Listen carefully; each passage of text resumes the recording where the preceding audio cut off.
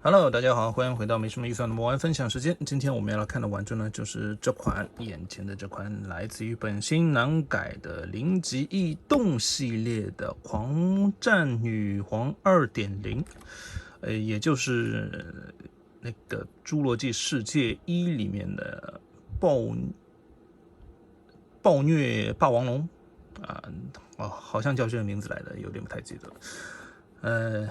2.0，我不知道它1.0是什么样子，难道1.0是他们之前出的那不可动版本吗？它反正现在它叫2.0，那就2.0吧。侧面是它的一些细节图，背面呢是它一个全身照的一个玩具图啊，还有一个编号172299，我不知道这是什么意思，是不是有什么梗来的？另一边呢就是一个系列的 logo 和小开窗啊，顶部也是开窗啊，底部呢是版权信息。那亮点来了。注意事项：一，在使用本产品前，请监护人务必仔细阅读说明书啊！但是我盒子整个打开里面没有说明书，你让我去哪里读啊？好吧，吐槽就到这边，我们来看一下玩具的一个本体吧。把玩具从盒子中取出来呢，基本上是这个样子。我们来看一下它的配件。首先呢是会有一个支架件，一个小的六边形，以及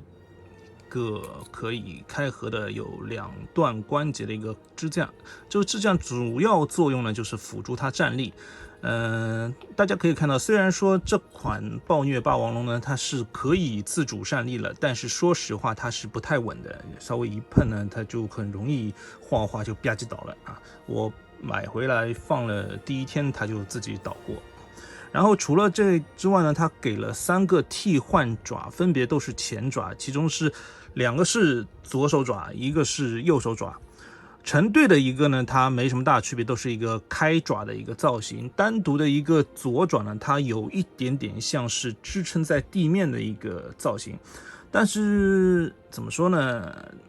这个造型我是摆不太出来，因为啊，如果脱离支架的话，它单个前爪撑地，它的关节是没有办法支撑它整个龙体的一个重量，它肯定会啃泥的啊。替换方式呢也是直装插把，当然这个直装上它会有一点点凸起定位啊。就像刚刚说的，这次的一个暴虐霸王龙呢，它重量还是比较重的，因为手头没有秤呢，就暂时没有找到秤，就没法称。到时候如果找到的话呢，我会把重量打到画面里。如果你没有看到的话呢，就说明我没找到秤。在体长方面呢，它大概是43公分左右的一个长度，从头尾啊，镜头里尾没有拍到啊，头尾43公分的一个长度。按照官方设定来说，官方设定在电影中这个暴虐霸王龙是12.2米，在设定上它成年体是到16.6米的话呢，我不知道，本心难改这个暴虐女王啊是设定是成年体还是偏中的造型，它的比例应该是在1:30到1:38之间如果折中一点的话，可能是1:35。直观来看的话，我们拿出美泰的一个小的迅猛龙，侏罗纪公园1的一个迅猛龙，哈蒙的收藏系列是1:18的一个比例，摆在它身边呢是明显感觉大了一圈的。因为在电影中我们看到有 Blue 和其他2位小伙伴，他的小伙伴去跟暴虐战斗的时候呢，他们抬起头的话呢，差不多只有到他的膝盖这边，所以说比例上应该是趋近于1:35的这样一个比例吧。好，说完大小，我们来看一下它的一个外观细节。首先第一眼感觉，我从盒子中把它拿出来的时候呢，第一个感觉就是它的一个颜色有一点点偏灰了，因为我在记忆中它设定图也好，玩具也好呢，它的整个颜色应该是更白一些，但是实物到手呢，它整体给我的一个感觉就是灰色。所以说怎么说呢，也不能说它完全不对吧，因为在一些其他的一个，比如说侏罗纪露营营地那个动画里面呢，它的颜色的确是更偏灰色一些。我不知道是不是因为在电影中它还是未成年体，在成年体之后它的体色会变得更深。当然在设定上它也是会有变换体表颜色、皮肤颜色的一个基因在，好像是那个乌贼还是什么的基因在，就不太好说。但是我呢还是觉得它稍稍偏深了一点，特别是在后半段尾巴和臀部这块是更完全看不出白了吧，对吧？当然这次本心难改推出的颜色呢，除了这个偏向原作色的之外呢，还会有一个虎斑色，那个我就没有买啊。这个我更想是有一款接近电影作品的一个还原。好，我们来看一下它的细节。首先是头面部，可以看到它的鳞片细节呢还是非常细致的，牙齿部分呢也是非常锐利。张嘴可以看到它肉膜这边的涂装呢也是有高亮那种反光那种水灵灵的样子。内部是有舌头的一个分件刻画，但是我看了一下，它是几乎没什么上下可动，它只能左摇右摆一下，好像就意义不大啊。张嘴幅度呢也比较有限，大概只能45度这样的一个幅度，没有办法还原电影中那种像蛇一样脱臼一样这种它的一个能力的这种张嘴幅度是没有了。它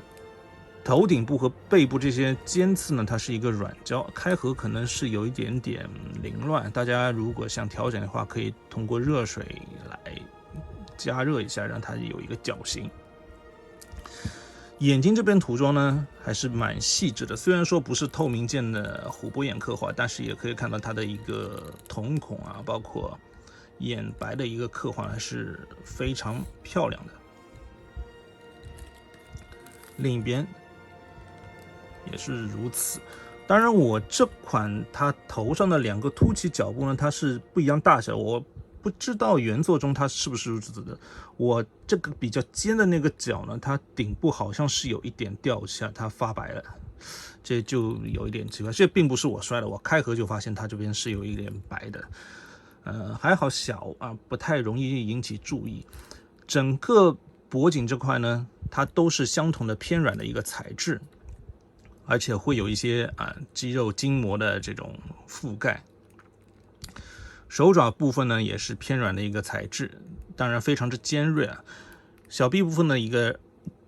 这个叫什么突刺也是一个偏软胶的一个材质。背部呢就是颜色比较深的一种肩甲的甲胄这种。腹部呢就会比较浅。整体外观呢还算是蛮不错的，如果硬是要挑毛病的话呢，就是可能它关节的分割位呢会有一点明显特别是在大腿这边，如果你动的大腿稍微摆一些角度的话，它穿帮会非常严重，这就比较限制它可以摆放的一个角度和姿势。腿部的一个肌肉纹理细节。好评的是它这边小腿上的这个脚趾呢，它也是给出了一个爪子的一个涂装在现在美泰哈曼诺系列这块很大比例是会给你透色的。尾巴尖是会有一个弧度的一个造型，它虽然是个偏软的一个材质，但它并不是包胶，并不能随意固定住一个你想要的一个造型。整体的造型呢，基本上就是如此这般我个人来说呢，还是能够收获的在可动性方面呢，这个就有一点点遗憾了。虽然说，本心难改这个零子移动的这个系列呢，它是以主打可动来定位的，但是说实话，它的一个整体可动性呢是有一点点差强人意的。首先我们先大致的看一下，我把它从头到尾的所有关节都弯到极致的话呢，它整个体态上的弯曲幅度呢也只能达到这样一个角度，就没有办法做出一个非常灵动的一个回手或者说是转弯这种动态这是比较遗憾的。好，我们一部分一部分来看。张嘴幅度我们刚刚已经看过了，它尖锐的牙齿还非常扎实了，毕竟它不是用软胶材质来呈现的。然后抬头低头幅度还算是不错，左右弯头转头的幅度呢就是如此这般，但是转头的幅度呢歪头幅度呢就不是特别大，而且整个关节呢并不是特别紧实，当然它头部重量也还好，并不会摆它的变形的这个样子。然后前肢部分这点要表扬一下，它在前肢和躯干连接的部分的这关节表现呢，衔接的是比美泰的要好很多。美泰这边一个平转关节会非常明显，它这边呢虽然说限制了一部分的可动，但是在外观上呢是要好看很多。旋转呢也是可以360度旋转，都是可以，关节阻尼感也 OK。曲轴部分呢是可以到这样一个幅度，当然也是可以有一定角度的一个平转，伸直是如此这般，会被它的一个尖刺干涉到它的一个可动。手腕部分，前爪手腕部分呢上下转可以有，因为它是直装连接，大家也看到360度转，当然也是可以。躯干部分呢，它这里有一段关节，但是呢，它因为造型的关系，它的可动幅度呢是微乎其微啊，上下左右都微乎其微。这个关节我就觉得有一点点鸡肋啊，它加了这样一个关节，让整体造型上呢是特别适合大腿这边呢是会有一个明显的一个穿帮的，但是它提供的可动呢并不是太理想。说句不太中听的，还不如美泰它直接做一整块啊，至少在完整性上是保持到了。大腿部分呢，大家也可以看到它侧踢呢是可以达到这样一个幅度虽然说还可以，但是在造型上呢是会有非常大的一个穿帮位的。然后大腿的一个平转呢，前踢后踢呢，它是可以有这样一个幅度，摆出奔跑姿势呢是基本上都可以有了。360度呢可能会有一点点危险，它内部的造型可能会干涉到啊，当然也没有必要360度。膝盖部分呢打直是这样一个角度，如果弯到极致的话呢，它膝盖这边的一个缺口位呢就会有一个穿帮的一个情况出现，它也可以看出它是没有左右平转那种角度了。左右平转角度它就在下面一段逆阻的一个关节，它是可以有外摆内收啊，左右转接地的这样一个幅度。脚掌部分呢有前后可动，左右接地幅度也有，但是比较小啊。脚趾这块呢它是添加了一个可动了，它是有这样一个角度的可动。这个可动我觉得它添加的意义并不大，因为它如果你转脚趾的话，它会有比较大穿帮位，因为内部它是没有做漆面涂装的。我也想不到哪些 pose 是一定要弯脚趾尖的，踩踏某些东西吗？或者说跑步的时候勾脚尖吗？但正如我刚刚说的，它弯起脚趾的时候，它会有明显的一个造型上的一个短板在，但是它切割了这样的造型之后，就造成它的一个脚底啊接触能够提供支撑的一个接触面积就比较小，造成它的一个站立性的一个比较差的一个情况。尾巴部分呢，它是分了1、2、3、4段来呈现，但是每一段的关节呢，它可动幅度都不是太大，可以看到它左右摆的幅度、上下摆的幅度呢都非常有限，而且这个关节可以看到，并不是非常的好的一个阻尼感，它会有松的一个情况，就是说你要摆出它尾巴往向上提的这个状态呢，它是没有办法支撑住了，这是一个比较严重的一个缺点。而且在开合时候呢，它的尾部关节呢和本体是一个分离状态。这玩恐龙玩具的大家都应该已经很熟悉了。它安装的时候呢，这一段关节还是比较紧的，建议用热水加热之后呢才进行安装，会比较方便一点。好，最后总结一下，我给这款暴虐霸王龙不对，它应该就叫那个狂战女皇 2.0 的一个评分呢，是给3颗星的一个评分。之所以评分不高呢，因为还是出于它可动性和造型这块呢，它没有权衡的很好。作为可动玩具呢，它可动有一点点捉襟见肘；作为一个静态摆件的话呢，它一些关节位的分割呢，就让你摆放的角度非常受限制，还是有一点点可惜的。这些替换的前爪的把玩乐趣呢，就更是有一点点折扣了。本新难改的零机动模型呢，这是我入手的第2款，之前迅猛龙也拍过视频了。说实话，我觉得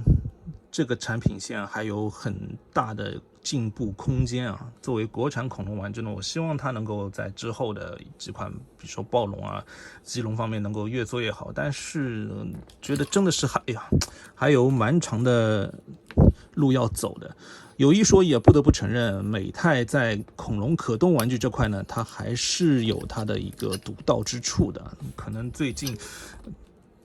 几年要超过它，不说几年吧，至少在近2年要超过美泰这种恐龙可动玩具把玩乐趣这一块呢，可能还是挺难的。而且这款价格其实并不是太亲民的，或者说是太容易入手的一个价格，相对于美泰同样体积的一个玩具来说。虽然说定位一个是纯粹的玩具，一个它可能是可动模型，更多一点，但是它给我带来的乐趣方面，我觉得美泰方面还会更胜一筹。主要我不知道美泰什么时候才会出暴虐霸王了。如果美泰出暴虐霸王的话，我可能会觉得这款的地位就会比较尴尬，无论从比例上来说，它还是它的一个把玩乐趣上来说，都会有一点点很尴尬。好了，今天的节目呢就简单录到这边啊，感谢大家能够看到最后。如果喜欢我视频的话呢，记得给我一键3连支持一波，你们的支持对我非常重要。我们下次再见，拜拜。